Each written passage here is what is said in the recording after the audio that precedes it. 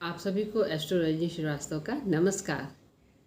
ज्येष्ठ माह शुक्ल पक्ष की एकादशी को हम निर्जला एकादशी कहते हैं। ऐसा कहा जाता है कि यदि निर्जला एकादशी के दिन जो भी व्यक्ति निर्जला व्रत करता है उसको आयु और आरोग्य की प्राप्ति होती है और अंत में उत्तम लोक की प्राप्ति होती है। तो निर्जला एकादशी का व्रत अपनी सामर्थ्य के अनुसार कीजिए। यदि आपके अंदर शक्ति है तो निर्जला व्रत करें, और अगर शक्ति नहीं है तो फलाहार से व्रत करें, और अगर इतनी भी शक्ति नहीं है तो फिर जैसा नियमित भोजन आप करते हैं करते रहें, लेकिन पूरे सच्चे मन से ओम नमो भगवते वासुदेवाय का जाप जरूर करें, ईश्वर से प्रार्थना करें और उनकी भक्ति में अपना मन लगाएं।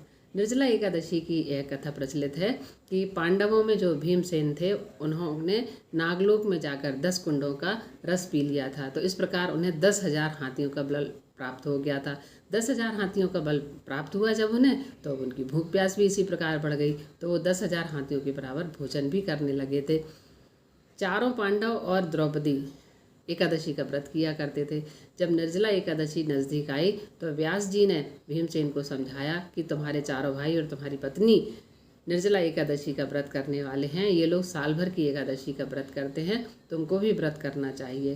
तो फिर भीमसेन ने भी यह संकल्प लिया कि ठीक है, निर्जला एकादशी से मैं भी व्रत आरंभ करूँगा और मैं भी प्रयास करूँगा कि मैं भी बिना जल के, बिना अन्न ग्रहण किए, बिना फल ग्रहण किए यह व्रत अपना पूरा करूं।